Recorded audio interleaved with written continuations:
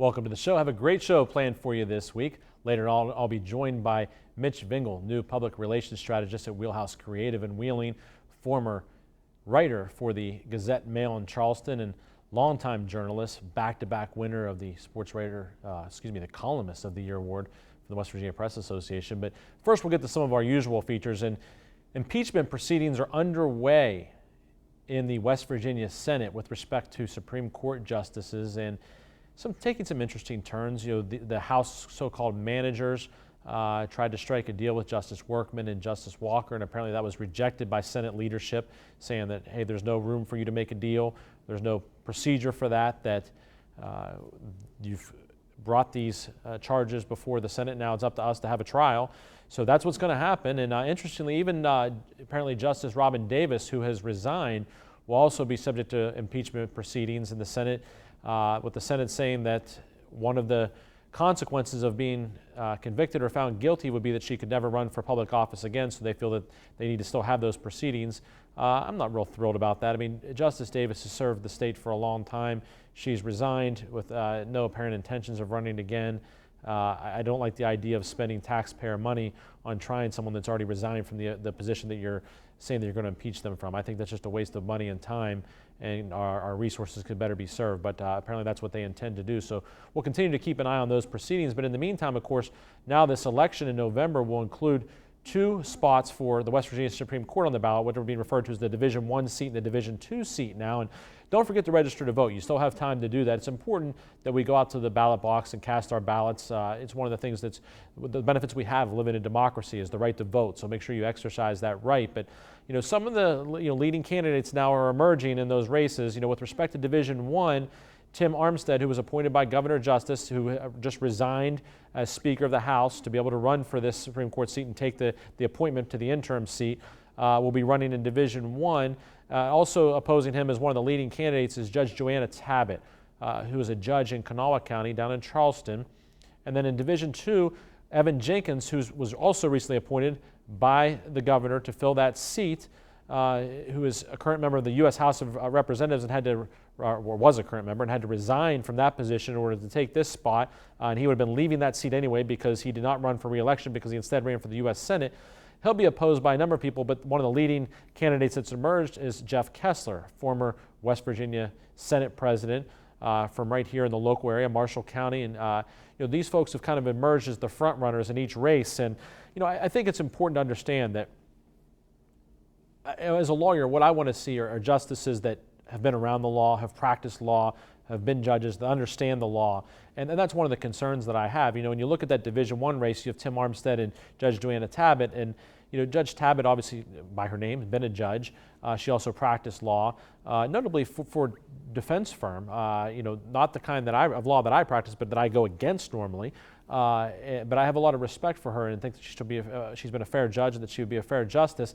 And the same can be said for Jeff Kessler in the Division II race, is that he's practiced law his entire career.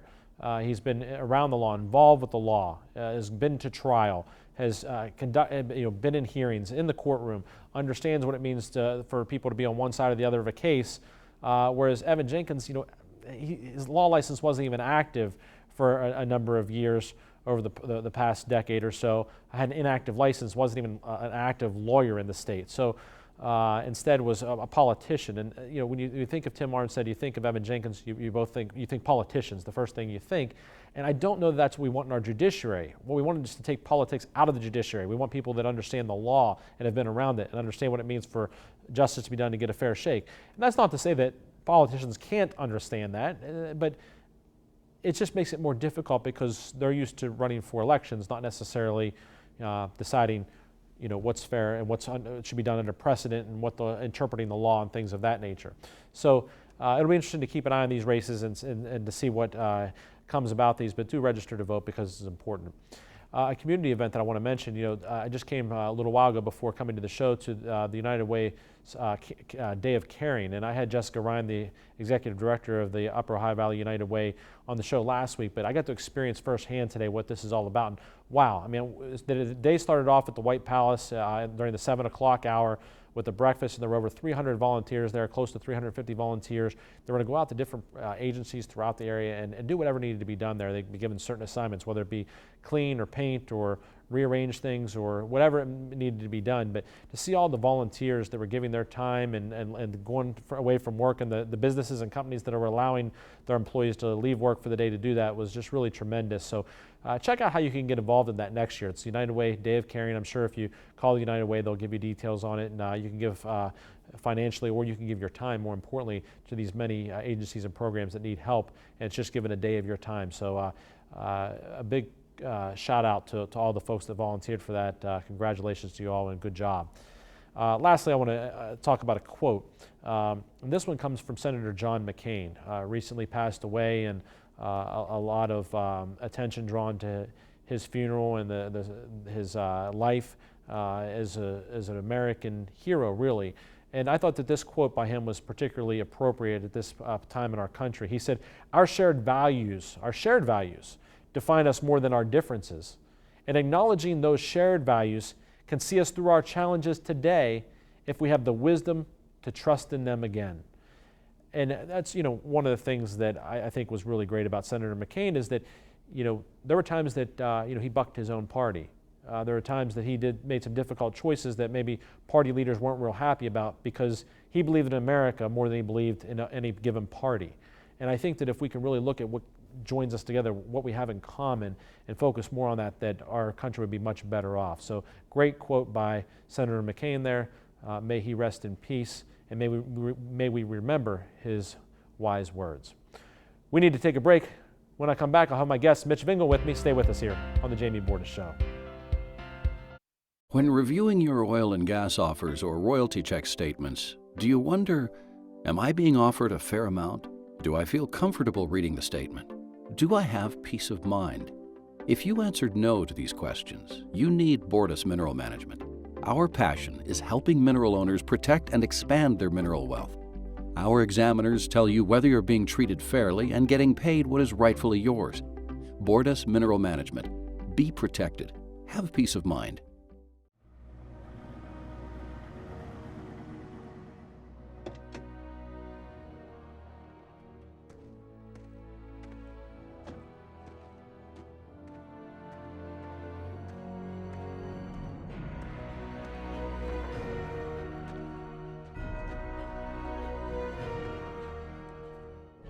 Recommended by the highest authorities. Danoon Lumber. Looks like a bad one's coming. Yeah. Right?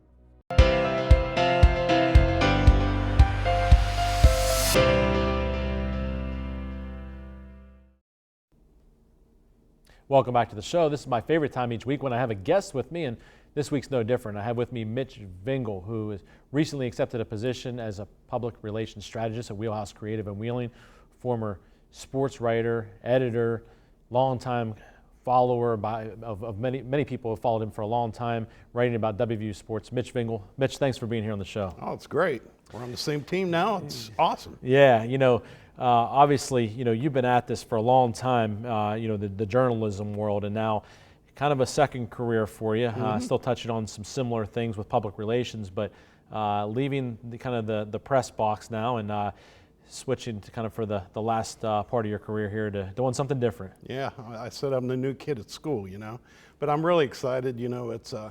I said I've been doing this for years and years, and I wanted a new challenge, and you guys were gracious enough to bring me in, and I'm excited about it. A lot of people may wonder, being a sports writer, they think of, wow, you get to write about sports. Got to be a lot of fun. I'd love to write about sports all day, but a lot of the work behind the scenes that people just really don't realize, and how important that the networking and having those connections are. Well, it was part that. There's a lot of travel involved. I don't think a lot of people think that would be great, but you have to understand that during basketball season, for instance, I'm back and forth, Texas, Oklahoma, Iowa, going to places like that, staying in hotels and back and making all the reservations and plans and everything. And on top of that, keeping track of your sources, your contacts, keeping up with all the press conferences and so forth. And then, of course, covering the games. That's the best part of it. Sure. When you're at the game, and especially when it comes to basketball, a lot of times you get to sit right on the floor. And that's the best. That's the best of the best when you get to do that. Football, you're way up, in heaven almost, and trying to, it's almost like a library atmosphere, because the old saying, there's no cheering in the press box, and that's what it is. It's very quiet, and I was probably talking to you at one point saying it's going to be odd for me to be out in the stands and be able to cheer. Yeah. I don't know if I can. I mean, I've been so trained all these years to keep it at arm's length, and of course inside you're always rooting, but to actually be out there, it kind of scares me, man. I don't know about that. Funny story. So when I was at Notre Dame, I was the sports editor of the yearbook for 3 years, and my first time going to the press box for a football game, I didn't know that you're not supposed to cheer or whatever, and I'm a Notre Dame student, right? So Right. the first time Notre Dame scores, and everybody looks at me like I'm crazy, and I'm like, so I learned pretty quickly that you're not supposed to cheer. And I don't think I went You were back to scorned immediately. I don't even think I went back to the press box until maybe it was a really rainy day, like it Right. was this past Saturday in Morgantown, and then I decided, I'll get back in the press box for a day and be quiet. Yep, it's a different atmosphere. Like I said, it's sort of like a library in there, What was it like, speaking of Morgantown last Saturday, your last time covering the Mountaineers, you've done it for decades, and last time there, maybe a good day to be in the press box with all the rain, but what was that like for you? Well, it was a happy farewell, is kind of how I put it, because I've been doing it so much and I wanted to change. And so to know that I had this position, going there, I knew that this would be my last time doing this. It would be my last time doing this. So I soaked it all in. I enjoyed it. Even though we were getting soaked outside, Sure. I decided to soak everything in. And it was a really happy farewell kind of thing. I will say there was a couple minutes after I'd filed my story, that I got a bit emotional, but it was like 2 minutes. I turned to the guy who was taking my place at the newspaper and sort of gave him a little bit of advice, wished him well, and then it was all good. Yeah. Then I was just happy. It was like, and I hate to say this, but kind of freeing. One of the things that people may not realize is that not only have you covered the Mountaineers, but you've also been the only guy in the state of West Virginia that had a vote in the Associated Press top 25 poll that people read in the paper every week. Mm-hmm. That you've got a vote there. You're the only guy in West Virginia that has a vote for the Heisman Trophy. Of course, those things you have to give up, even though that position. But you were the voice of college sports in West Virginia for a long time now, and people turn to. But I know you've already talked about ways to maybe still continue to do that a little bit through some blogging and things like that, where people can still follow your along with what you have to say about the Mountaineers and things like that. Well, we're going to be doing a blog mostly centered on Wheelhouse Creative's website, so everybody go to that, and we'll look back at WVU's game, especially football season, and bring you some updates on that. Sure. But as far as the top 25, I've been doing that for years. I did it for basketball also. It's tough. It's a chore. It's a job, because you're keeping track of all those teams and what they did each week, and not only the ones in the top 25, but the ones close to being in the top 25. So it was something, but that was like a labor of love, because you'd get up Sunday morning, you'd look at what everybody did and everything. Football was way more fun than basketball, and then the Heisman. Now there are more people in the state that get Heisman votes. Yeah. So doing that, it was funny because a lot of people just watch ESPN and kind of copy what they say, but I would take the time and look statistically. I would look, at what people have done throughout the year. I wouldn't just, because ESPN, some guy, Reese Davis or whoever, would say this guy should win it. I do my own stuff. So hopefully a lot of the people in our state do the same thing. How hard is it, when you're voting in the AP poll to set aside the fact that you covered WVU when you're determining where they should be ranked? I mean, that's got to influence you a little bit. That hey, that's kind of the home team. It is, but I'll tell you, that's the one you feel most comfortable with because you know them inside and out. Okay, Don Nealon told me one time, if you want to tell how good a team's going to be, you sit and you look at everybody on the team, check mark if you're comfortable with them, check mark, then you add up all the check marks. So I think when you're voting, you can kind of do that and do it better, I think, than if I'm voting on Pitt or Penn State or somebody like that. I know this team pretty well. I know, I have a good idea they're going to have a good year this year. Yeah. We need to take a break. When we come back, I'll continue speaking with Mitch Vingle. Stay with us here on the Jamie Bordas Show.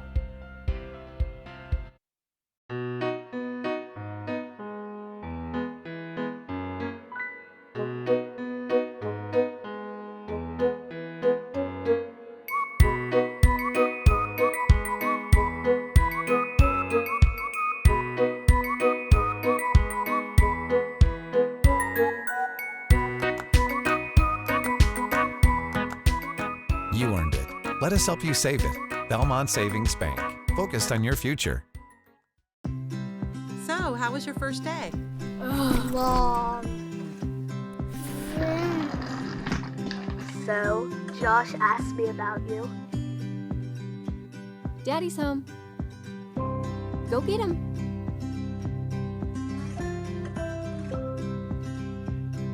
For your home, for your life, for more than 50 years. The Hardwood Specialists. DeNoon Lumber.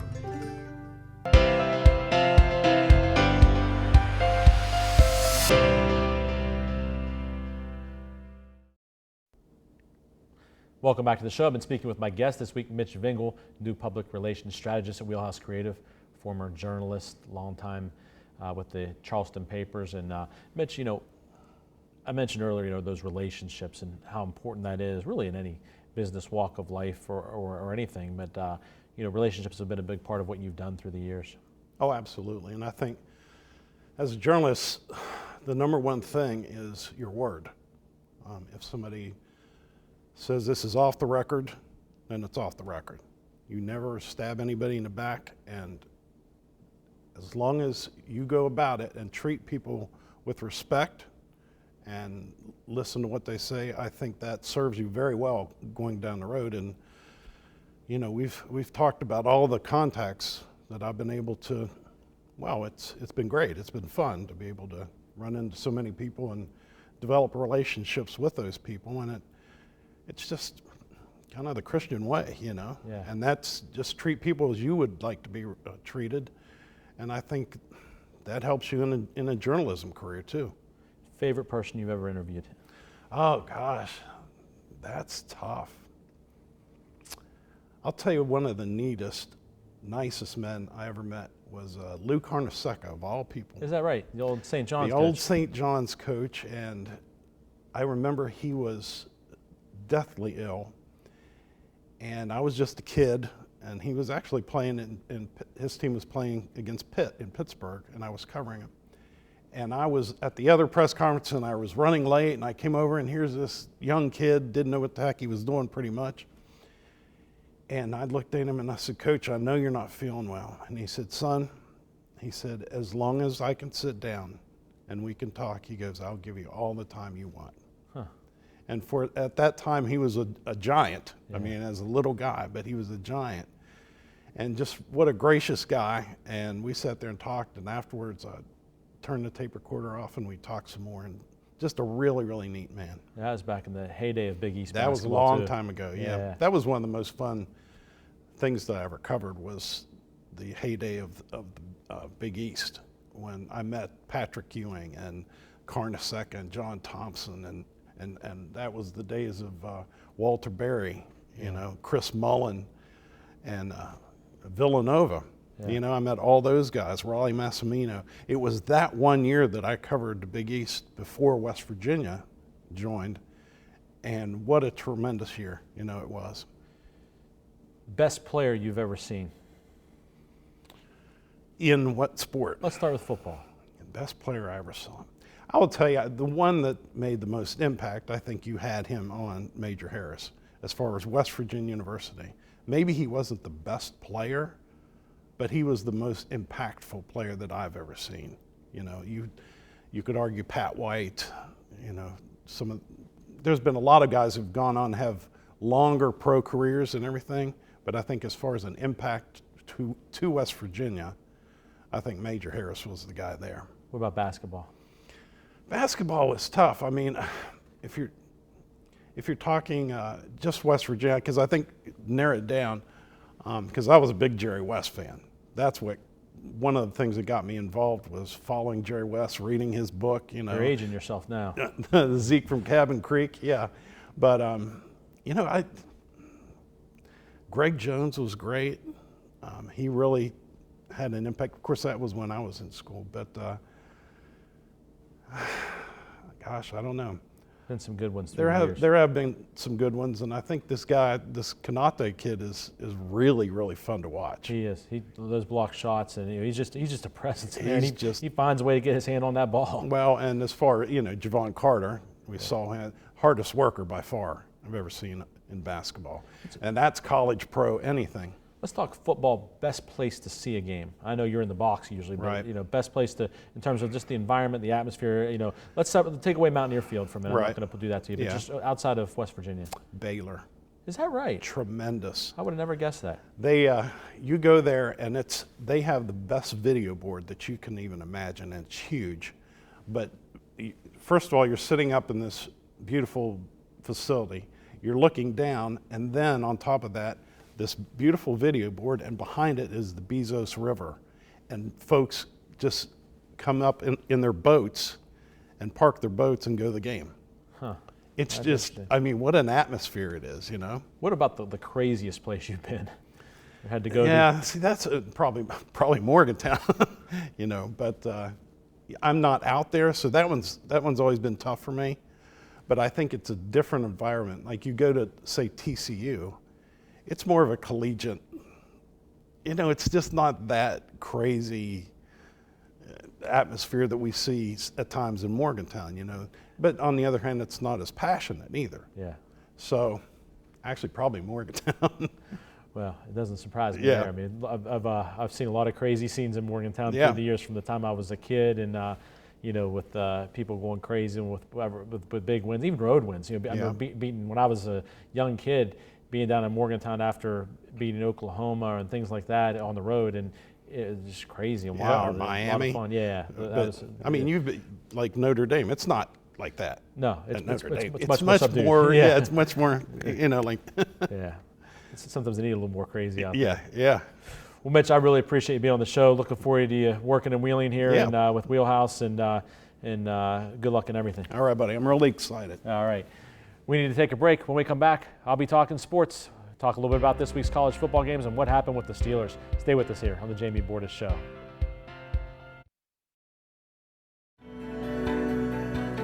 People in nursing homes are some of the most vulnerable members of our society. They're there because they can't take care of themselves. Those facilities have a duty to take care of our loved ones, and when they don't, it's important they're held accountable. We've not only collected record results against negligent nursing homes, but more importantly, we've helped so many families get the answers and closure they so badly needed. Bordas and Bordas, fighting for justice. Disasters happen. Pick the team that takes care of them all.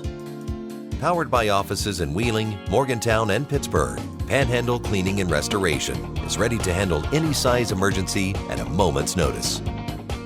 We have the right people, knowledge, and equipment to respond 24 hours a day. I'm Dana Hogerson. When disaster strikes your home or business, tell your insurance provider you prefer the restoration company the Mountaineers call, Panhandle Cleaning and Restoration.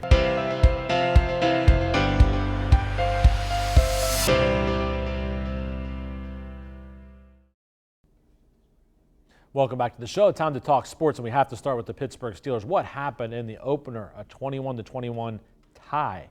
First tie in an NFL season opener since 1971, before I was born. So hard to believe, been that long. But nonetheless, you know, 6 turnovers over 100 yards and penalties will get you usually a loss. So, you know, any other team in the league, maybe it is a loss. But with playing the Browns, who were 0-16 last year, ends up in a tie. They hurt themselves, had chances to win. But, you know, the Steelers, you know, had some good things. James Conner performed very well his first game starting at running back. Approached 200 yards in rushing and receiving totals. Le'Veon Bell, of course, did not show up. Still not on the Steelers' really radar even, so to speak, and a little bit of a surprise to everyone, including his teammates. But, James Conner did well. He's not Le'Veon Bell, but he put up some Bell-like numbers, which should have been enough to win. But all the turnovers, again, 6 turnovers, over 100 yards and penalties, not going to win many games like that, and the Steelers didn't. T.J. Watt, great opening week performance, bunch of sacks, bunch of tackles, made things happen. So that's a great sign for the season. But now have to face the Kansas City Chiefs in the home opener. I think the Steelers be a little bit angry this week, to say the least, and they'll get a win in that home opener at Heinz Field. The crowd will help them a little bit, and they'll get back on to the winning track there at Heinz Field this week. Mountaineers have a game canceled this week against NC State because of the upcoming or impending hurricane that's going to be approaching the North Carolina area. So I think a little bit of a break there for the Mountaineers, actually. I thought this was a real dangerous game for them, out of conference game that maybe better they not play because there's a lot of risk in it. So they'll get a week off now before opening up Big 12 play against Kansas State next week in Morgantown. So big win over Youngstown State in the driving rain last week. Will Greer looked good again, and receivers other than Sills stepping up. Jennings, Sims really looked impressive. So things are looking good for the Mountaineers so far. Let's set up this week's college football games. 12 o'clock noon, number 5 ranked Oklahoma at Iowa State on ABC. You can watch that right here on WTRF. Dangerous game for Oklahoma. Iowa State kind of an upset team last year. I don't think they'll get it done this week. I think Oklahoma wins this one, but they better be careful. Then at 2:30, Vanderbilt at number 8, Notre Dame on NBC. Notre Dame really struggled last week against Ball State. Won by 8 points, but turned the ball over. 3 interceptions from the quarterback position. Don't be surprised if Phil Jurkovec, the freshman out of the Pittsburgh area, doesn't get some time real soon. But for now, no change at quarterback. But I think Notre Dame responds in a big way this week after, maybe a little bit of Michigan hangover from winning that Michigan game the week before. Then at 3:30 on CBS right here on WTRF, number 12 LSU at number 7 Auburn, maybe the biggest game this week. I think Gus Malzahn at Auburn outcoaches Ed Orgeron at LSU. I think that'll be the difference. They end up being at Auburn. I'll take Auburn in that one. Also 3:30, number 17 Boise State at number 24 Oklahoma State. Not on the blue turf at Boise. And at Oklahoma State, I think they'll be okay. And then 8 o'clock, big matchup. Number 4 Ohio State goes on the road to number 15 TCU. Last game for the Buckeyes without Urban Meyer on the sideline. But too much speed, too much firepower for the Buckeyes. I think they win this game. We'll find out a little bit more about TCU, though, this week, and we'll see what they do. Also, number 10 Washington better be on alert in the late-night game at Utah. I think that could be one that could ruin the Husky season. They have that one loss already. We'll see what happens. That's all the time we have this week. Thanks for joining in. We'll see you again next week on The Jamie Bordas Show.